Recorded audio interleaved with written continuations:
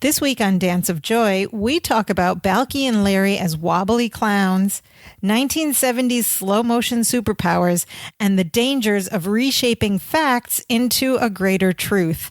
All that and more as we watch Season 2, Episode 18 of our favorite 80s hit sitcom, Perfect Strangers.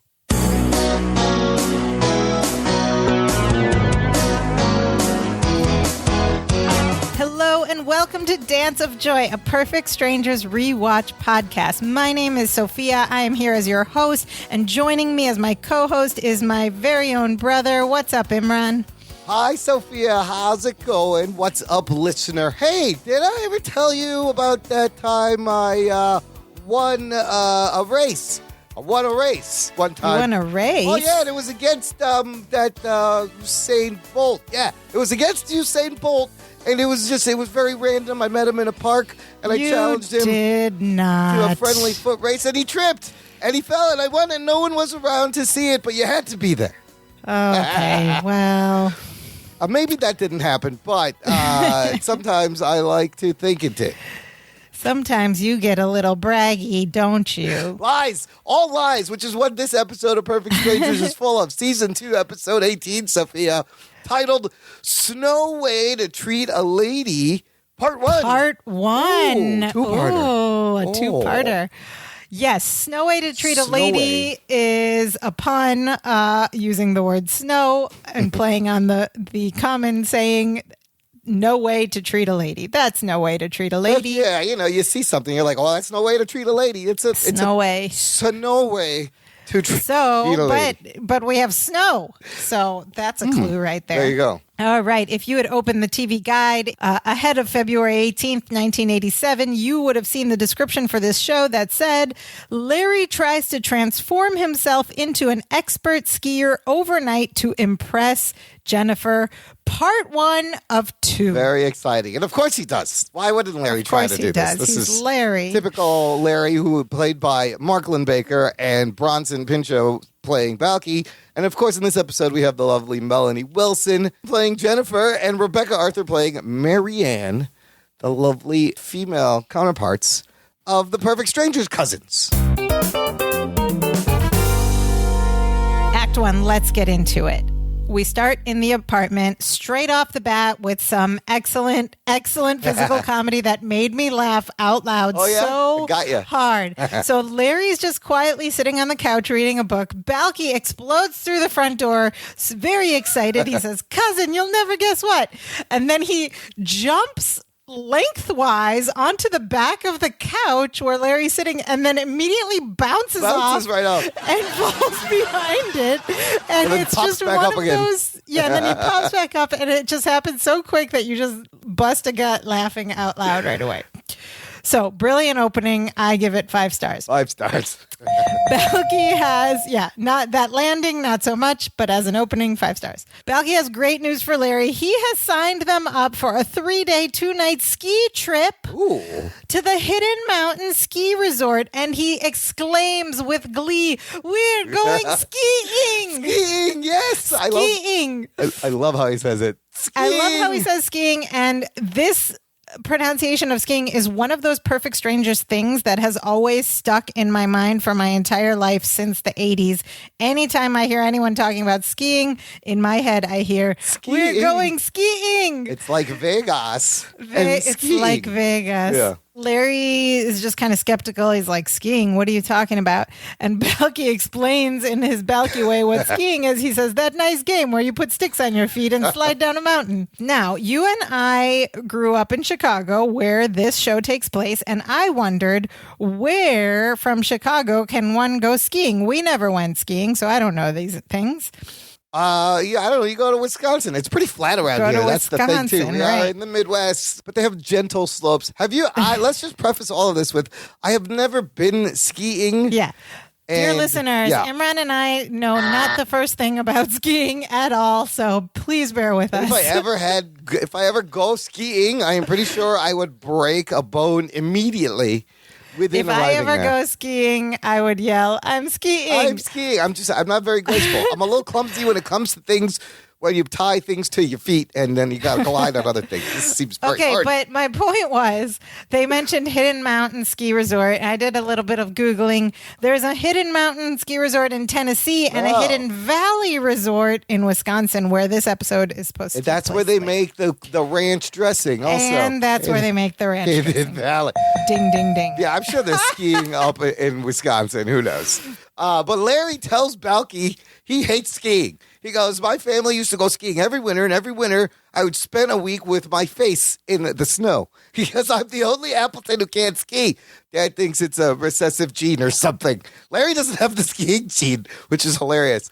But Balki is still excited and tries to tell Larry the best part yet. But of course, Larry keeps going, you signed me up for something that I didn't want, didn't you, Balki? No, you signed me up for something, didn't you? Didn't you? Didn't you? Without my permission, and Balki goes, yes. And then finally, Balki just goes, I'm drained. He's just fed up with this game. He gives up trying to tell Cousin Larry the best news of this whole deal. Right, but Larry's convinced that there's nothing good in this news already because he's Larry. Yes. You know, he doesn't trust Balki ever. And just then there's a knock at the door, and Larry is still poo-pooing on this idea to Balki as he gets up to answer the door. And he's like, no matter what you do, you're not going to get me on a pair of skis again. He opens the door, and there is Jennifer. And she steps inside the house and she says, hi, Larry, ready to hit the slopes? Yes. And Larry's face freezes. Oh, my God. And he suddenly realized that this is, in fact, going to be a group trip, including the girls, including the girl for him, Jennifer. And Balki skips ahead. He's like, I'm sorry, Jennifer, we can't go. And Jennifer's like, why? And he says, because Cousin Larry have a recess in his jeans. And he looks so confused as he said it. This is, of course, callback to what Larry just said about recessive genes. I love this moment because as soon as Jennifer goes, ready to hit the slopes, Larry is frozen and doesn't talk. And he's just looking back and forth between Jennifer and Balki. And he's like, oh, my God. What do I do? And Larry quickly tries to cover it up. One of many great cover-ups. He goes, well, no, what I said was I have to reassess my means. And I can afford it. Great news. I can afford it. Jennifer's like, okay, well, I need a deposit of $45 to get this thing done. And Larry starts to write her a check and gets all show-offy. He goes, oh, that's pretty cheap compared to when you used to skiing at Aspen or the Alps. Oh, boy. It's starting already. Oh, boy. And Balki's not having it. Balki's already, like, right from go, calling him out on his lies. He's like, but cousin, you told me you hate skiing. And Larry says, alone? I hate skiing alone.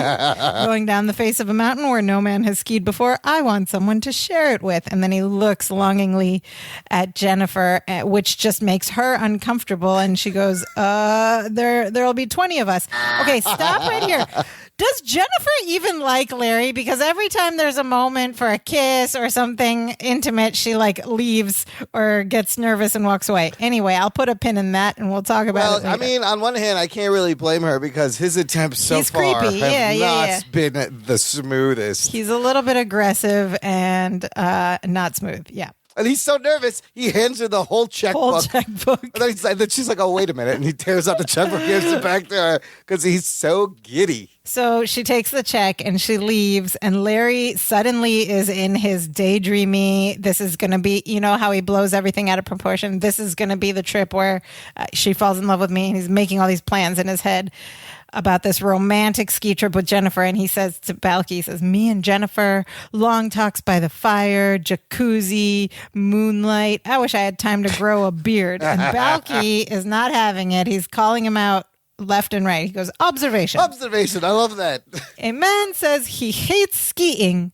A woman he yearns for walks into the room and suddenly that same man is skiing the Alps. Now, cousin, conk me on the head with an anvil if I'm wrong, but didn't you just tell one lollapalooza of a lie? And Balki calls him out because he has just told him that how much he hates skiing. Yeah. Larry, of course, flips it and begins Larry-splaining romance again to Balki. Yeah. This is great because he says skiing the way Balki says it. He says, Balki, there's a difference between skiing and skiing with Jennifer. One of them is a sport. The other is something worth dying for. So technically, I wasn't lying. Oh, Ew, boy. Larry. Oh, Ugh. boy. Well, I mean, I can see his rationalization. Now, Balki uses this word in that quote, Lollapalooza, right? Mm-hmm. I know Lollapalooza. If you grew up as a If you're teen from in Chicago, the 90s, you know Lollapalooza. and even around the world. It's a huge Perry Farrell from Jane's Addiction started this huge open-air concert with the biggest, grunge alt-rock a acts. music festival. 4-day music festival. And I think I went to the third one in high school. It was lots of fun.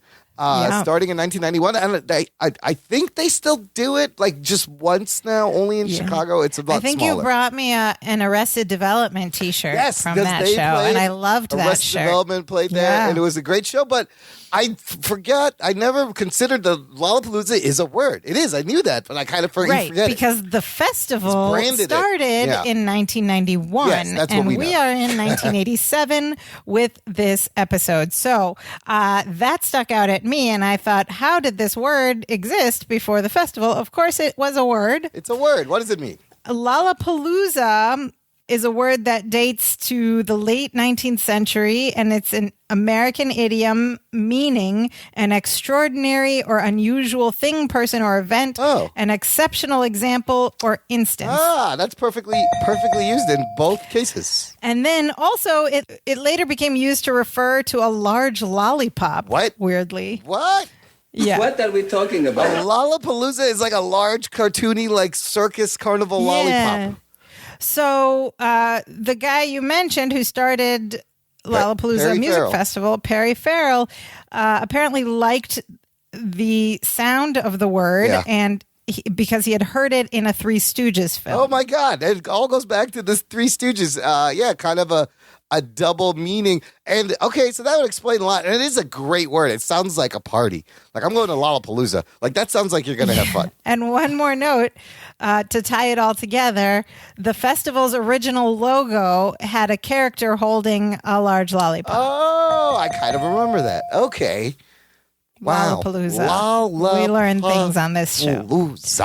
This show is not only ridiculous, but it's also sometimes educational. Well, and now let's learn some Myposian from Balki, sister. What do you think? Balki is getting increasingly frustrated with Larry's lies, and he comes out with a Myposian saying. Technically, I wasn't lying. Well, in Mypos we have a saying, Odota profondo digi, achri baba yap yap yap piggy. That's my favorite part. Afribaga, yep, piggy. Yep, piggy. Which means he who lies falls into a deep pit. I love how A deep it says that. pit. Larry is, of course, just looks down on all things Myposian at first, and he says, well, in America, we have a saying, butt out.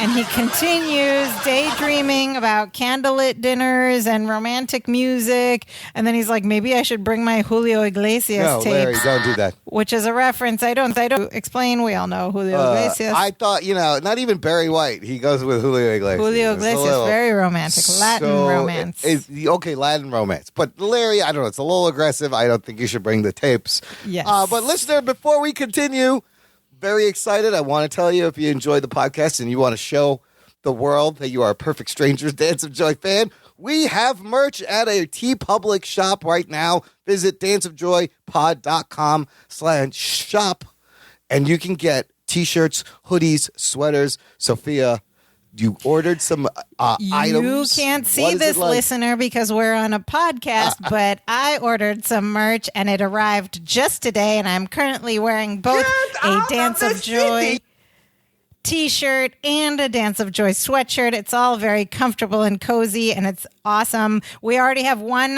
photograph in the Dance of Joy Facebook group. So go check out there from another listener of ours who sent in a photograph of their shout merch. her out. Shout out listener Rabia. And she is our cousin. And she bought a bunch of things right away. I got to say thank you, Rabia, buying all that. Thank you, Rabia. She bought a mug and a sweatshirt and a tee. It was great. It's fantastic. She's our real life cousin. And vying for biggest fan, although there are a few people in that spot. We got a couple running for that spot. But just visit danceofjoypod.com/shop for all the podcast swag. Get your swag. Act 2 now, Sophia, starts with Larry and Balki in the living room with ski equipment. Uh-oh. Okay, I have to make a note here. Yes.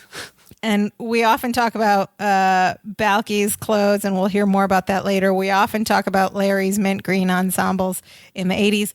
But in this scene, this whole scene for the rest of this episode, Larry is in these ski pants. Yeah. That I might note are quite tight and fitted for 1987. Like today is probably would look more normal, but compared to all of his other like sort of loose pleated pants that he wears as a 24-year-old in 1987, these pants stuck out at me as being very tight. Sometimes Larry Appleton is ahead of trend. What can I say? Maybe. Sometimes he predicts the future. So anyway, Larry has his ski boots on already. Balki's putting his on. Larry asks Balki how his boots feel. Balki stands up in his boots and does this awkward swagger walk across the room. And he says, kind of make you walk like Lee Majors. And he walks over to the couch and he picks up a set of skis and poses with them over his shoulder.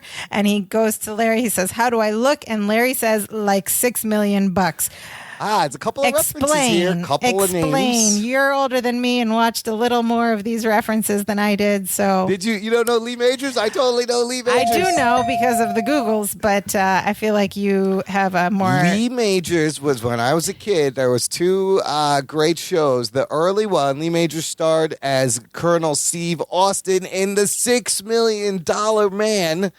That show ran in the mid-'70s from 73 to 78. And it was basically about this dude who was an astronaut, and there was an accident, and then it's the famous opening. They're saying, Steve Austin, astronaut, a man barely alive. Gentlemen, we can rebuild him. We have the technology. We have the capability to make the world's first bionic man. now he has bionic arms and bionic implants, boy. and he's super strong. He has bionic eye, bionic legs. He can run real fast. And so as a little kid, it was like a really early like superhero TV show, right? I was totally into it. And then later on, he does a show called The Fall Guy. This was in the 80s, so around the time. A really fun show. He was a Hollywood stuntman. Still a lot of action. So I believe the line when he's like, oh, they kind of make you walk like Lee Majors. I think he's talking about the $6 million man because Because Larry then says, how do I look? And Larry says, like $6 million. $6 million bucks. The $6 million man. But the joke in the show is, look, so this is the 70s, right? And they're trying to do special effects. So anytime Steve Austin, anytime Steve Austin would run fast or do something with incredible strength or use his powers, it would be in slow motion. Yeah, that's right. I watched some clips on YouTube. It's really bad right now and awkward. So, but as a kid, I'm like, wait a minute.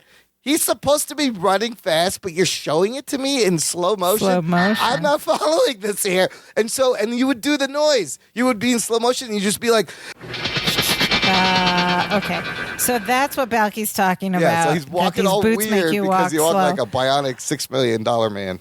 Question. Yeah. Isn't Steve Austin like a wrestler or something also too? A wrestler, and he may have taken the name Stone Cold Steve Austin, and they're all like stage names. He may have taken it from the $6 million from $6 million Man. A lot of people loved Lee Majors from these shows. Okay, the only thing I'll add to that is in preparing for this podcast tonight, I watched some YouTube clips of the $6 Million Man and to see about Lee Majors, and it is so funny to me that Lee Majors played this like superhero, right? He's supposed to be a superhero because in today's terms, he has a bit of a dad bod. He's a little chunky.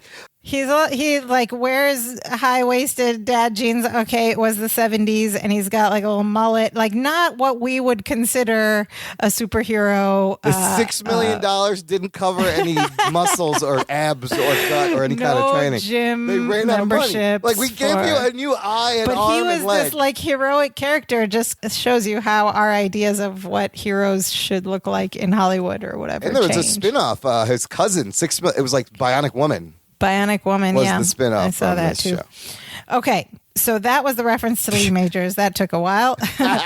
Moving on, we have a little bit of warm-up physical comedy. Balki, of course, is still standing there posing because he said, "How do I look?" And he's got a pair of skis slung over his shoulder. And Larry mentions that he has gotten them a book about skiing that will teach them everything they need to know. And he asked Balki, "Have you seen the book?" And Larry looks down on the coffee table and like bends down toward the coffee table as Balki turns around to look for the book. And of course, he's got skis horizontally across his shoulder. So when he turns around, the skis just miss Larry's head as Larry ducks down. Think Three Stooges type comedy here. And then Larry sees it then he looks back. He stands up. He looks back on the couch. He's like, "Oh, there's the book." And he bends in the other direction. And Balki turns back around. And again, the skis swoosh over Larry's head. And then Larry kind of notices, and he's like, "Oh, be careful." He goes, "Careful," but he just got almost knocked in the head twice. Yeah, twice. And then Balki's like, "Maybe I should put them down." And he goes to put them down on the couch behind him as Larry bends over, and this time he smacks him on the bottom. Right in the bum. Could have been worse. That was funnier to watch than to explain in words on a podcast, but... So Larry goes to set up the skis for them on the floor while Balki in the living room while Balki moves the coffee table over. And as he's moving the coffee table out of the way, he says, "These boots are killing me. Is this what they mean by the agony of defeat?" And he laughs at his own joke. It's a great pun. What is this joke that he's laughing? Well, he's saying the agony of defeat. And it sounds like defeat, but the Wide World of Sports on ABC, the opening was famously, it would be like the thrill of victory and the agony of defeat. And it showed a ski jumper, Vinko Bogataj, crashing while they were showing this. So this is kind of funny that it's connected to, it's a great pun. It also reminds me and of course, he turns it defeat, DEFEAT, which is the saying. Yeah. To the agony feet. of defeat. It reminded me. My feet hurt. There's a great pun Spider-Man does in this like one quick panel that I'll always remember. Like Mysterio has beaten him, and Mysterio's like, "Defeat at the hands of Mysterio," and Spidey goes, "Defeat at the hands? How about the fist in the face?" And he jumps up and punches him in the head. I was like, "That's so funny." It's so dumb. A classic defeat Classic joke. Spider-Man pun. Defeat pun. Yeah. But Larry, this is great. The book Larry has is called The Zen Book of Skiing, Achieving Oneness with the Snow. And he tells Balki it will help him think like an expert skier. And Balki goes, oneness? He goes, oneness? And then Larry opens the book. He goes, "Chapter 1, putting on your skis." And he goes, I could get us that far. And he throws the book aside. But remember back then, before the dummies, like computers for dummies or this for dummies, you had Zen in the art of motorcycle repair, and then it became Zen in everything. Yeah. There was all these like self-help Zen books that were popular. So Zen in the Art of Motorcycle Maintenance was not a self-help book. It wasn't a self-help book, but there was this Zen explosion of Zen. Right. Explosion Zen of Zens everywhere. before dummies. Yes. So Larry goes over to the skis and he of course he's like Larry-splaining everything to Balki, and he says toe in, heel down, and he puts one in and clicks in, and Balki copies them, toe in, heel down, they click, and then they click on their other feet, and then they're both locked into their skis, standing side by side in the living room, their skis parallel to each other, and they kind of like do a few steps side by side, and then Balki's like, "How you get them off?" And Larry says, "Well, usually I fall and they pop right off." So the whole joke, we kind of skipped over it, but earlier Larry was, lamenting to Balki that like his brothers and sisters would like use him as a ski jump and just like step over him, and he was always the one falling and with his face in the snow. And now you have both of these guys locked in the skis in the middle of the apartment. Some funny stuff is about to happen right here. This is the best physical comedy. God. Realizing that he needs to get the book, Larry's like, he's trying to maneuver around Balki, but they end up crisscrossing their skis. Like cross-hatching them. Cross-hatching layered, kind of like the top of an apple pie where you interlace the lattice so that none of them can move or step backwards. They're at 45-degree angles, locked back, and Larry wants Balki to back up, and he pushes him, and Balki just ends up leaning back in a sway as his feet are locked to the skis, slowly leaning it made back. me, it was so cartoony. It made me funny. think of, those inflatable like punching clowns Yes. that just like bounce, that lean back, but the base is curvy, so they just come back. That's a great analogy. It also reminded me of Smooth Man in the Mirror. Criminal move. Smooth Criminal. It's a reverse Smooth Criminal where he's doing it backwards, but then he does it But then they do it too. the Smooth Criminal way too. Yep, I thought of that So then as well. Larry helps to pull Balki forward again, but then Balki just wants to be a kid. He takes both of his hands and pushes Larry back. And this time, Larry goes all the way back and then all the way forward and finally settles upright. And he goes, "Don't do that." When Larry settles in the middle. And Larry again tells Balki to back up and then pushes him. Balki sways back, but this time when Balki flies back, he takes his hand and pushes Larry by the face. So then they like tick-tock. And now they're alternating swaying back and forth. Swaying back and forth. Very synchronated, It's so very funny. graceful. They're like graceful, synchronated, swaying bubble clowns. Back and forth. They like alternate. It just looks so fun. It looks very calming and relaxing. Yeah, it's mesmerizing to watch him. But then Larry does what he does. Finally grabs Balki by the shirt. And then Balki grabs Larry's shirt. And then Larry grabs Balki's nose. And then Balki grabs Larry's nose. And then they both grab each other's hair. And no one is letting go. And they're swaying and they're eyeing each other. And Larry goes, "Okay, Balki, on the count of 3, we're going to go. We're going to let go." They go, 1, 2, 3. And nobody lets go. He goes, "Okay, this time on a count of 3, we're really going to let go." And they do it, and they both let go. They manage to straighten their skis out and stand next to each other. Yeah. And then there's another great bit where they're like, "Okay, let's get the book." And they reach over to the side while slowly walking forward. Clearly, they're not going towards the book at all. Yeah. And then they back up. Like, they wanted to go sideways, and they just go forward. And so then Balki's like, "Do you have any ideas how we can get over there to the table to get the book?" And then Larry's like, "Wait, I remembered how to do this." And then he's like, I know this because this is how my brothers and sisters would step over me. And he tells Balki, like, take your downhill ski and put it over your uphill ski. So they both do it together, right? Like one leg over the other. Yeah. And so now they're both standing cross-legged in this awkward, like cross-legged balance, but they're both doing it synchronized. And at this point, they're cross-legged, like trying to hold their balance. And Balki asks Larry, like, "Do you really think you can be an expert skier by tomorrow afternoon?" And Larry's like, "Well, I'm going to try." And then he's like, "All right, the next thing we have to do is move the uphill ski over the downhill one, and then we'll be home free." And they try moving it, and they both like tumble together onto the couch. Yeah. And Larry, at this point, he's starting to see the truth of this, the folly of this. And he tells Balki he's right. He goes, "You can't even ski in my own living room." Balki's glad. He goes, "So now, Larry, you can make a new beginning and tell Jennifer the truth." Larry's like, "Who said anything about the truth? I just need a better plan." And by plan, he means lies, of course, which Balki calls them out.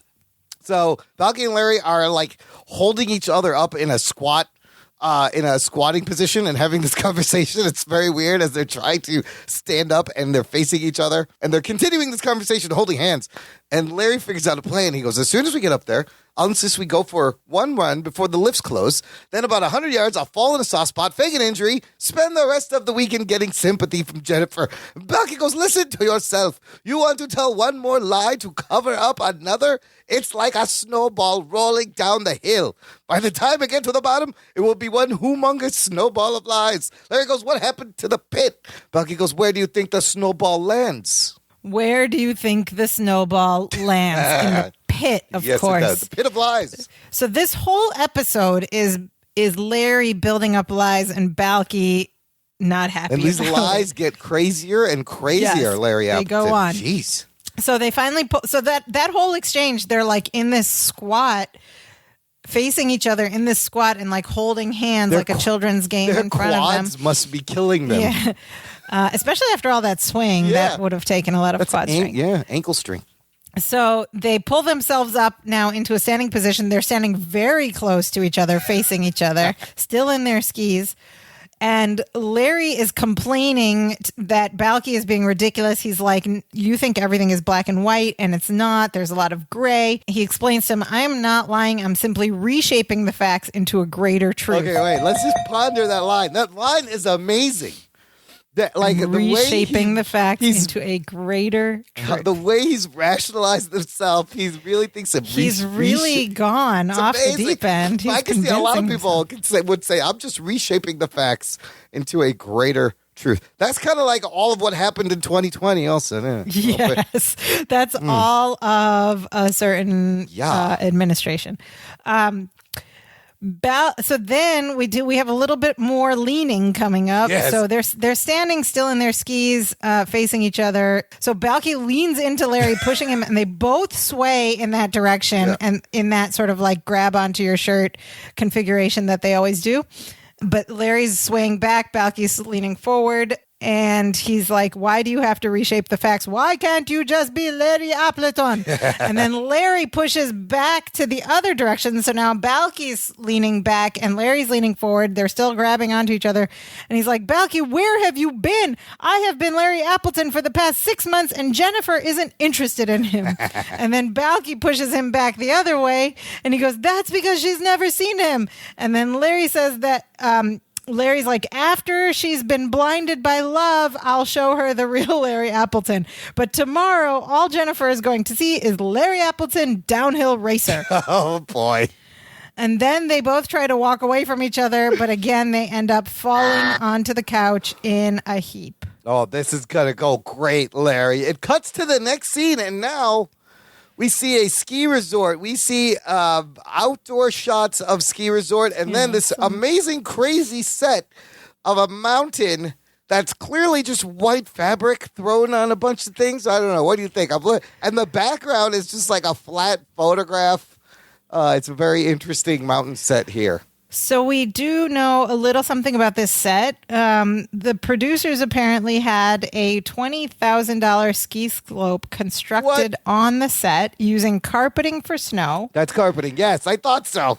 And this was a big surprise, apparently, to the cast, who had to admit that none of the cast knew how to ski, actually. Oh, my God. So they're not really skiing much in the episode, aside from just, like, moving. No, but they did hire ski instructors to give the cast skiing lessons on the snow carpeting on the set that they built for $20,000. That's what $20,000 gets you. I thought you'd get a little bit more for $20,000, but what do I know? Yeah, I don't know. It's clearly just carpet. White carpet draped over everything. And fake snow. Okay. So they have to learn how to ski on carpet. That's what we're looking at in this scene. Yeah. Balki and Larry come up at the top of the mountain, and they come up to kind of a clearing. And Balki's going down about how fun the ski lift was. And Larry goes, you think anybody noticed when I fell when they got off? And Balki goes, oh, well, of course not. Don't be ridiculous. Those people were laughing about something else. And Larry looks at him.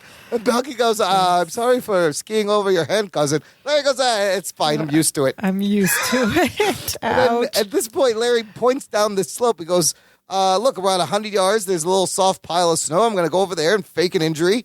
Everything will be great. And then Balki just goes, the pit deepens. Oh, no. And then Larry's like, oh, the girls are coming. Balki, try to look cool. And then they do another little physical comedy thing that I loved. They do a synchronized crossing of one ski over the other and leaning on their poles to the side in a pose. But they do it at the same time, like a unspoken, coordinated hi. Yeah. But with their skis and their poses. And then Marianne's like, what are you guys doing over here? And Balki's like, trying to look cool, because he said, Balki, try to look cool. And Larry just goes, like, launches into more and more lies, trying to impress Jennifer. And he's like, I'm just a sucker for fresh powder. And Jennifer's like, but this isn't even the run. The run's on the other side. This side isn't even marked as anything. And Marianne's like, oh, it looks really steep. And Larry just goes all in to his swagger. He's like, come on, take a bite out of life. Oh, my God. No guts, no glory. And he puts on his goggles and he launches off down the slope. And as soon as he starts down the slope, he starts screaming for his life in fear. And you just hear him go, ah! And Balki's like, cousin, I think you missed your soft spot. And so he continues, like, we see probably a stunt man. This is interesting because it's cutting from the set of the carpet to live action shots on location of stunt skiers to blue screen of Larry and Balki later look really bad, going, ah. Yeah, there's a lot going on. There's 3 different shots But I here. mean, they so got like stunt people to ski down this mountain all crazy. they definitely got stunt So people to crazy. like flail in the same outfits and And scream. it looks like he was going really fast too. He's like going, arms flailing down this hill, narrowly avoiding trees. Oh, he could have been killed. And then we see this shot of probably the stunt guy just like slamming face first into the snow, tumbling, rolling, whatever. It doesn't look comfortable. No. And the girls are like, oh no, don't worry, we're coming to help you. And they both launch off the top of the hill and they start skiing like very professionally. They're like weaving and whatever. I don't know what the terms are, but they look like they know what they're doing to go help Larry. And then Balki's left at the top of the hill. He's like, hold on, wait for me. And he quite nervously pushes himself down the hill too. And then he wobbles a bit. Now this is the green screen. We see him like wobbling a bit. And then he stands upright and joyfully, in so much glee, he goes, I'm skiing!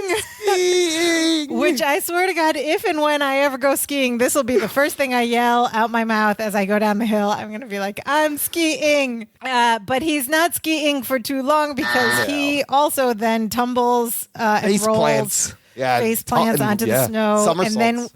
And then we just see like Balki's body lying on the snow and he goes, cousin, are we having fun or what? You know what that I'm skiing reminded me of also? You ever see the movie What About Bob with Bill Murray and Richard Dreyfuss? Of course. So that part, he's afraid to go on the boat and they tie him to the sail and then they're out sailing and he's just, I'm sailing. I'm sailing. Yes. It totally reminded me of that. Skiing, sailing. What year was What About Bob? Skiing. I wonder. That was like in the 80s. It was later in the 80s. It might have been around that time. All right, that's the end of Act 2. Listener, if you love Perfect Strangers like we do and always say skiing instead of the regular way, consider supporting the show here. It ensures that we keep making shows every week. Visit our website, danceofjoy.com, and there's a little button that says buy me a coffee. But you'd be buying us a coffee. I will share it with my sister, of course. But it's a little way to leave a tip, a little donation, little love. We'd love to have your support. We don't need that ski slope money, but we do love a good cup of coffee. Listen, skiing is also very expensive and very dangerous, which is why I don't understand why anybody does this sport. What? Exactly. Act 3 is now we have a shot of a cabin in the woods as it's getting dark out. And the group enters and they find this empty cabin. Who lives here? I don't know. Just No one. It's all set up and it's all furnished. Like, whose cabin is this? How lucky of them. How lucky. Because they're very relieved. We find out that they've been walking in the cold outside for 2 hours and they're exhausted. So they're all very relieved to have found a place to warm up and have a rest. And Jennifer says, let's rest here for a couple of minutes, then make our way down the hill to find the highway. So we know that they're a little bit lost. Yeah, lost and stranded. And Larry goes, boy, I tell you one thing. I think we all achieve oneness with the snow, Balki says. This is, of course, a callback to the name of that skiing book. And then Balki goes to Larry, and you achieve oneness with that tree. Oh. And then Larry's like, do I have any more pine needles sticking out of my forehead? And Balki's like, no, you're good. And this is a great line. Larry says, now I know what it feels like to have acupuncture at 60 miles per hour. Ouch. Yeah, that doesn't sound pleasant at all. And Jennifer now has sympathy, and she goes, oh, Larry, sit down. You must be really shaken up. And Larry goes, oh, no, I'm fine. But then he thinks about it. He's like, except for my ankle. I think I twisted it. Yeah, it takes him a moment to realize that it's actually working, and Jennifer's getting the sympathy. So he's like, yes, I've got her sympathy now. They sit down and Larry's like, you know what? It's getting dark. Maybe we just stay here for the night because, my ankle, of course, is busted. I don't think I can walk on it. And Balki just rolls his eyes big. It's kind of subtle. And he's like, oh, boh. And then somehow Marianne always finds the booze. She comes out, she goes, I found a bottle of wine and a blanket. I don't know you're raiding. Who lives here? Whose stuff is this? I don't know, but it's very useful for a romantic night in the cabin. Because Jennifer suggests that Larry and Balki get out of their wet clothes while she and Marianne go get some firewood from outside to start a nice fire. So they leave. They leave, and Larry sits down with the wine, unzips his coat, and just gives Balki this smug look. of satisfaction. And Balki is very annoyed. And this is great. And he goes, well, Mr. Liar, liar, pants on fire. He goes, I hope you're happy. We slide down the wrong side of the mountain, wander around for 2 hours, bodies all aching and racked with pain, and now we're stuck in this cabin with the girls for the whole night. And suddenly Balki's like, wait a minute. And Larry looks at him, and Larry goes, you can thank me later. He's like, Balki also realizes. Yeah.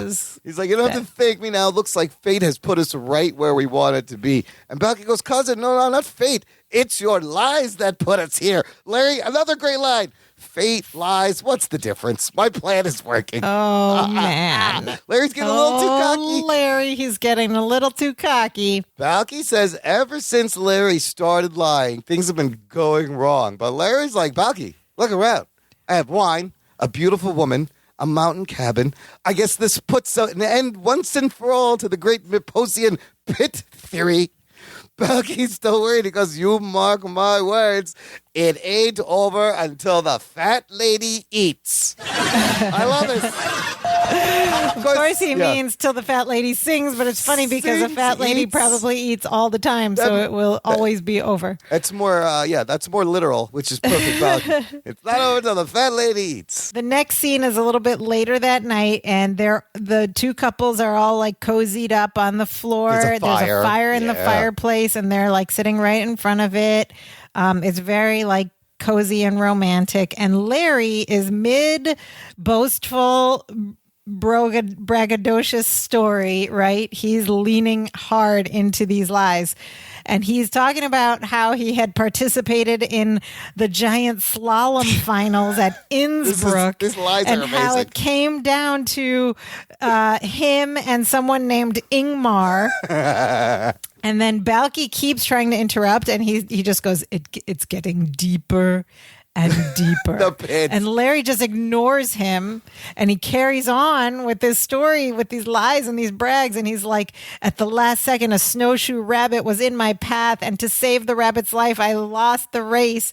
And then he's like, I grew up a lot on the mountain that day. That's the worst part. See, I could have skied right through that furry little creature, but I learned there are a lot of things more important than winning. And Balki's like, is the truth one of them? This whole time, Balki has these little jabs, and they're so good. Is the truth one of them? So Larry like ignores it.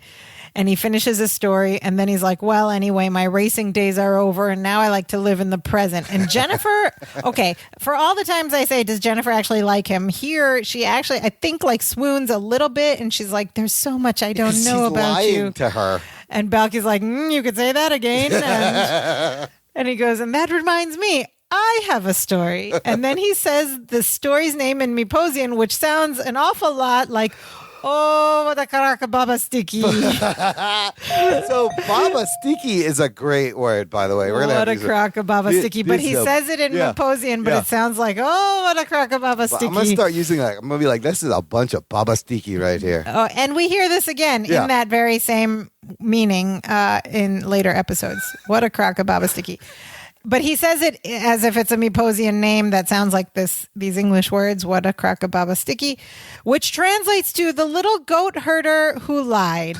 And then he looks right at Larry, and Larry's like, Larry keeps trying to stop him, but Balki goes on with his story. Once upon a time, there was a little goat herder, and he had curly brown hair and little round cheeks.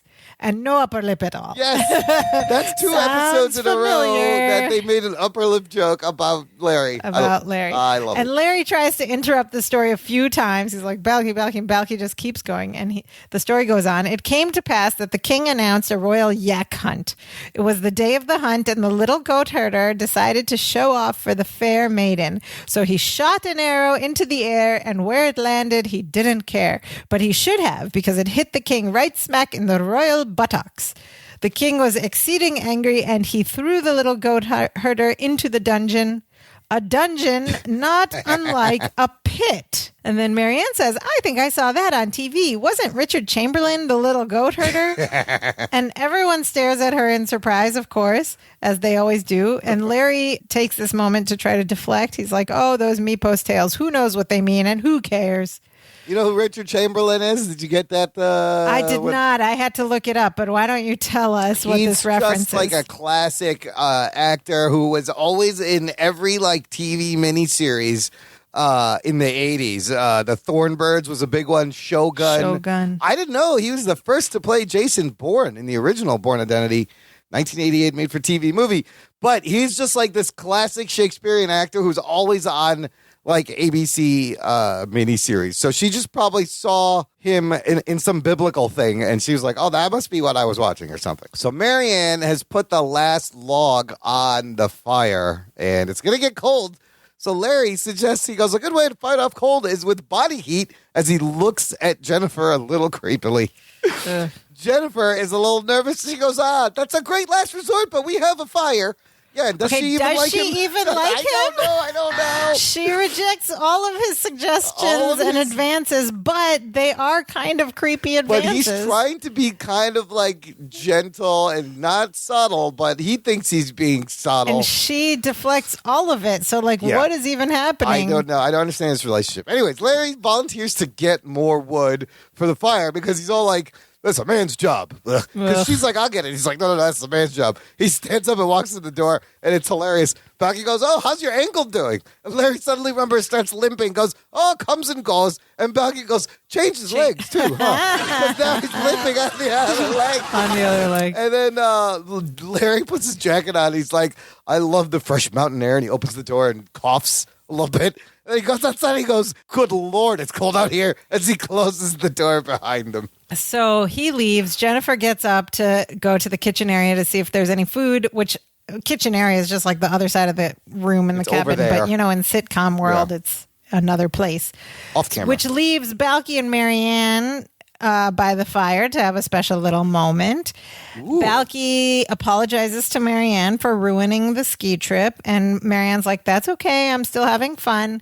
And then she goes, but a little body heat would be nice. Oh, she caught on. What's funny is Larry set this up, and Balki gets to reap the rewards. Of course, because Balki didn't tell lies. That's the whole point here. Lies. If you don't tell lies, you get good things happen to you. Yes. So Balki is picking up what Marianne's putting down. He puts his arm around her, and he says, well, it's a good thing I brought my body. And they go in for a kiss, and as they kiss, the whole cabin begins to shake violently. Whoa. But really, they've done this by just shaking the camera, which is very funny to see. Yeah, simple camera shake going up and down. Real at all. Yeah. But the whole cabin begins to shake violently, and they finish the kiss as the shaking stops. And of course, this is a perfect moment for Balki to hit us with a wow. And Marianne's like, did you feel that? And Balki goes, well, of course I did. Don't be ridiculous. And then he goes, I still respect you. Oh my goodness. This is a family-friendly show. What? And this level of innuendo here. But see, I was confused by this line. I wasn't sure. So I came to the conclusion maybe he's alluding to the rumble was that she farted. No, this is definitely some non-PG innuendo. No, but yeah, okay.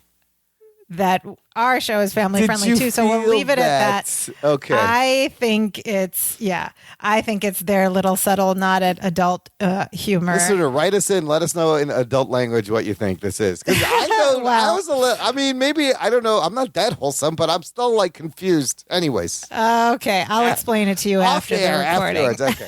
I'm an idiot. Imran is the older brother in this relationship, but I still have to explain some things to me. Yeah. I'm not sure what they're talking about. Jennifer thinks they just had an earthquake, but Marianne's like, we don't have earthquakes in Wisconsin. She goes, it was probably just an avalanche. And then they all look at each other and they go, avalanche! They run to the front of the door, realizing Larry was out there getting wood. Balki opens it up to reveal the most hilarious cartoony image, an image that everyone has to remember if you watch this show. Yes. Larry is pressed against the door by a wall of snow in a perfectly cut out fashion with his one leg down, one arm up, and he has a piece of wood in his hand. And then he lifts his head out and he goes, I found the wood, and it drops to the floor. And they pull him out, and there's just the styrofoam cut out of him like it's a Looney Tunes cartoon. The shape of his body in that doorway is like, imagine like how TV shows always show like chalk outlines of bodies when they die. But imagine that's the same shape that he is pressed against the snow. The styrofoam very set. cartoony. And I guarantee you, if you saw this as a kid, that image has been in your head ever since. It's so perfect. And it's so funny when they open the door and he's just pressed up He's against just there. Now, also, this is very, very not realistic. If this was real life, he would have been dead in that avalanche. Yes, he would have been crushed. Crushed by the snow. So Larry collapses. They extract him from the snow wall over Balki's shoulder, and Balki carries him to the couch in the middle of the cabin. And Jennifer now has all the sympathy for him. She's like, "Oh my God, Larry, are you okay?" And Larry is stunned. He's in shock, but he also understands that he's getting sympathy from Jennifer, and he's like, I was outside. I was happy. I found the perfect log. And this next exchange among all of them is very funny to me because it's, we've talked about in the past how the dialogue sometimes is like this dance in this show. Yeah. This good comedy writing, good dialogue is like this delicate dance. And here we see something very dancey. So Larry says, I was outside. I was happy. I'd found the perfect log. And suddenly I heard this. And Jennifer goes, rumbling? And he says, yes, rumbling. I turned around and saw this big. And Marianne goes, mountain? And he says, yes, mountain. And the mountain started chasing me toward the, and Balki goes, pit? The pit. So not only do we have that punchline. So first of all, we have a rule of threes here where Larry stumbles for a word. Jennifer offers first. Marianne then, and the first two are like legitimate, real, normal offerings, and then the third one is the punchline and the joke and the callback to the theme. Right. Yeah. So it's very well done. Love it. Loved the rule of the sort of dance of this dialogue. And then so Balki says the pit, and he's accusatory as well. And Larry looks at him in frustration. He's like, not the pit, where we are now, the cabin. And then Larry's like, I've never saw so much snow. There was enough snow to cover this entire. Uh-oh. And then Larry and Balki realize what's happened, and they jump up. The girls stay on the couch. They run over to the windows that are on either side of that door to the cabin. So they each go to a different window. They open the windows to find just a wall of snow against the windows, right? They close the windows and they switch places to the other window, and they open them again to find more snow, of course. And then they grab each other by their shirts, and they're very worried. And Balki's like, "Oh, cousin, we're buried alive."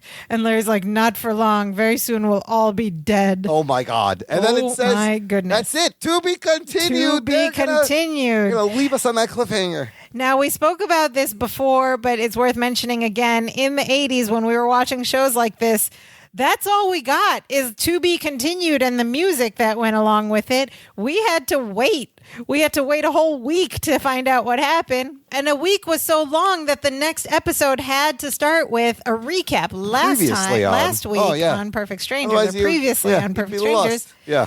And there was no way to forward through it or to binge it or whatever. So it was this big, like, intenseful, suspenseful week. So a two-parter was a big deal. And we talked about that last time as well. A sitcom of all things. Yeah, because they didn't come around that often. Yeah.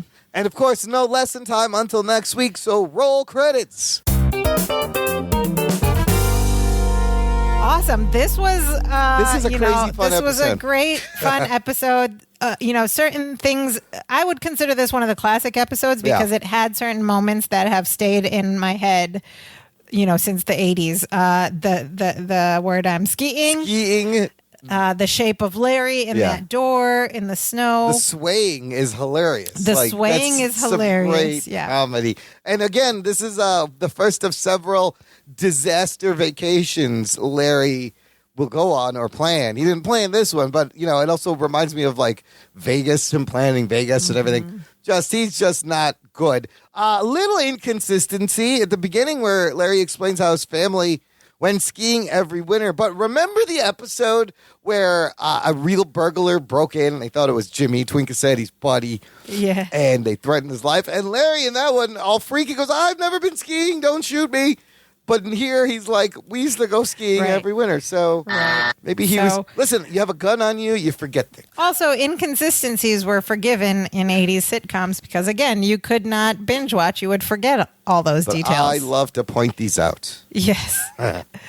Oh, of course we do. That's why we have a podcast. So we talked about, they used blue screen and they used on-location shots, and that was fun to see. We saw a little bit of that in that baseball episode where it was like real life baseball. But this $20,000 carpet slope is crazy, and the fact that none of them knew how to ski, and they had to learn how to ski on carpet, on snow carpeting, is hilarious because they didn't really do much skiing while they were on these skis. Right. They're not moving around. And of course, we've already mentioned that this visual gag of Larry pressed against the cabin door by the snow is like hilarious and memorable always. I noticed something. I noticed another mistake. So when Larry, before the avalanche happens, when Larry first steps out to get the wood and he closes the door, you know how there's the side windows that they check at the end and they're like full of snow? Yeah. The scene before, they're clear. Before the avalanche happens, when he steps out, it cuts wide, and the windows are already whited out. Before the avalanche has even occurred, I was like, wait a minute, why are those white already? Why are those? I saw. That's okay. It's fine. Nobody noticed, except for me. Where's Dimitri in this episode? Oh, Dimitri, it was, you could see him on the kitchen table. When the guys are trying on their skis, he is standing on skis wearing a little ski jacket, ski goggles, and so a scarf. Cute. So it looks like it's pulled back and it's sticking out to look like he's sailing down the slopes in emotion already. Great Dimitri dressing. Good job. I really want to find the person who we need to find the guy who's worked on responsible for Dimitri. Dimitri. Absolutely. I just want And to have them on our show. We had some great Balkiisms this episode.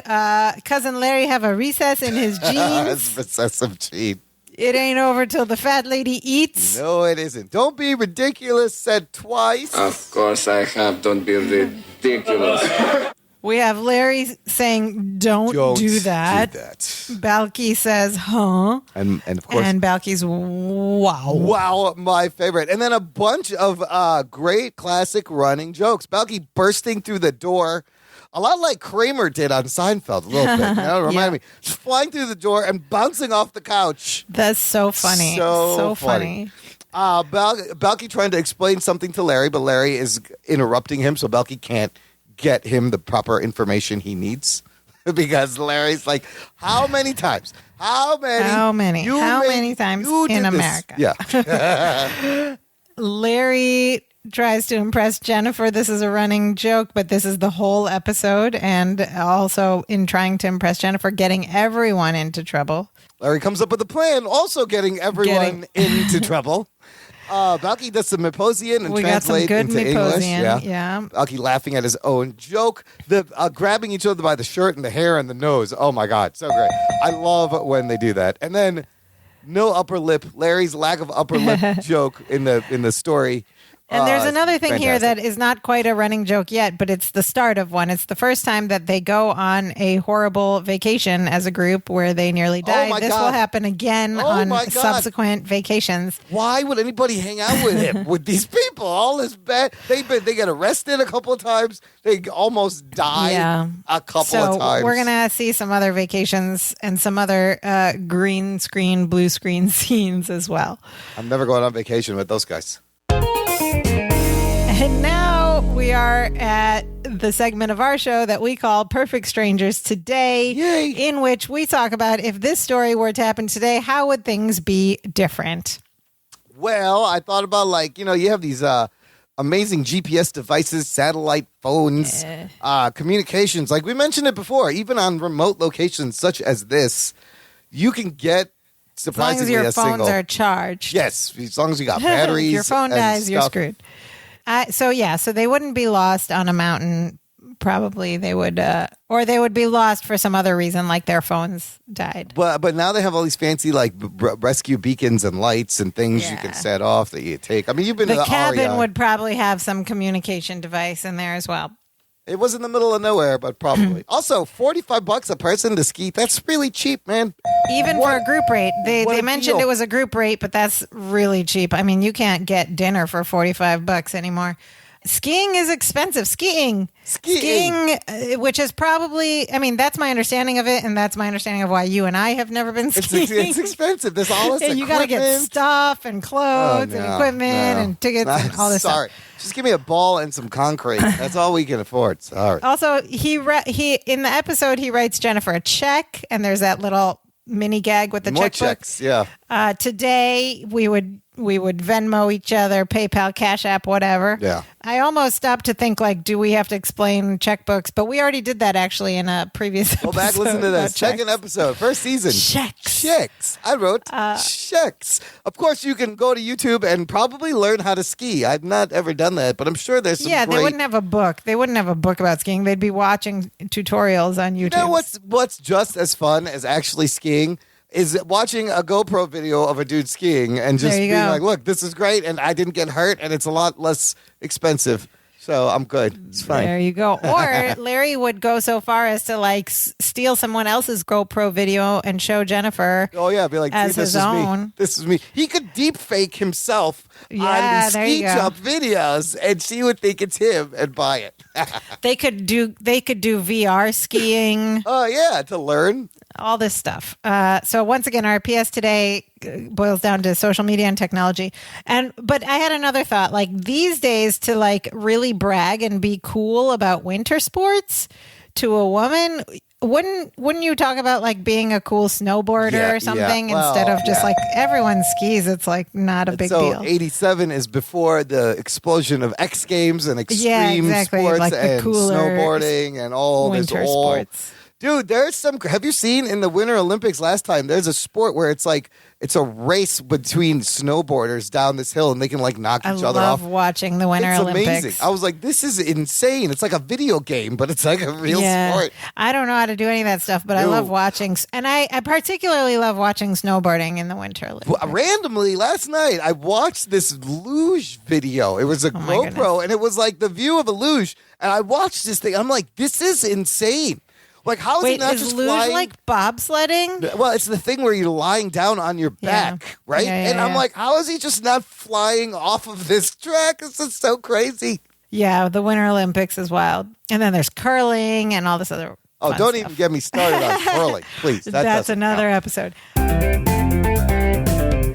It's time for the latest edition of a brand new segment. Out of the city. Of course, if you listened to us last episode, we met through the internet. A magical place the internet is. Wonderful place. Fate brought us together with Rainey from Balki Duds, the Instagram account dedicated to the vests and great clothes of one Balki Bartakobus.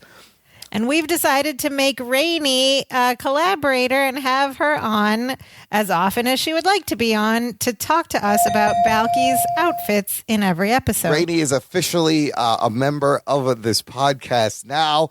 And she sent us a new clip, Sophia. Awesome. Let's hear it. Hey, Dance of Joy. This is Rainey from Balki Duds here. Hi, Rainey. To talk a little bit about what Balki Bartakobus is wearing in Perfect Strangers, Season 2, Episode 18, Snow Way to Treat a Lady, Part 1. So when I first revisited this episode and saw that it was the skiing, or as Balki says, skiing episode, I said, he'll just be wearing his skiing clothes for most of it, so we won't see anything interesting. Fortunately, I was wrong. In the beginning of this episode, he's wearing his big winter coat, and it looks like just a store-bought vest underneath. It looks thinner than the normal fabrics that we're used to seeing on him, so I don't think it's one of his special vests. I don't really feel like cataloging that one because I've got to draw the line somewhere. But later on, we do see him wearing Camp Anti-Gravity, which is that red vest with the little floating tents that we saw last week. When I saw this, I was like, oh my God, it's the tent vest from last week. I totally remembered.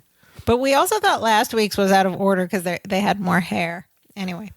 But the name she picks is perfect because I remember Camp, because it's like floating tents. Yeah. So interesting. I'm wondering if that's one that got repeated a lot during these seasons. Yeah.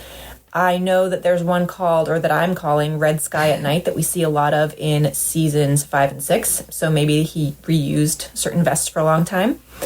And then once they get into the skiing scenes, I thought, okay, well, now we're just into normal clothes. But I hadn't noticed this the first time I saw the episode. a while back, but Balki's wearing shorts. And that is so wonderfully Balki. I'm in love with it. He has his big puffy coat, his hat, his scarf, his gloves, and knee shorts.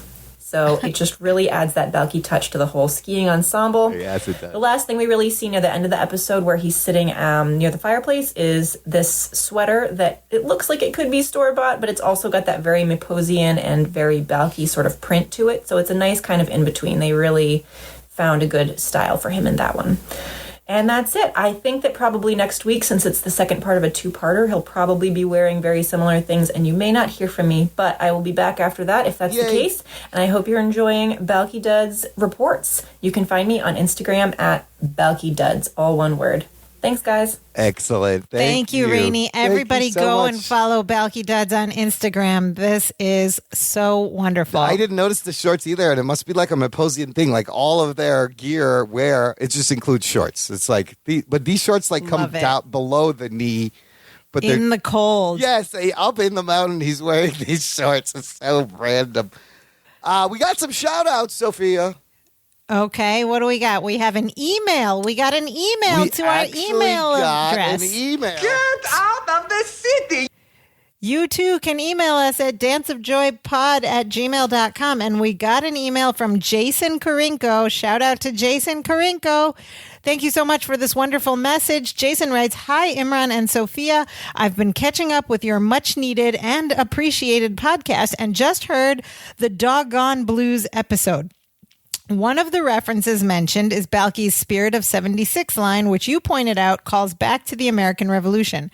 I first heard it as the slogan of the Unocal 76 gas stations in California. So that's what I immediately thought was being referenced when I watched this Perfect Strangers episode.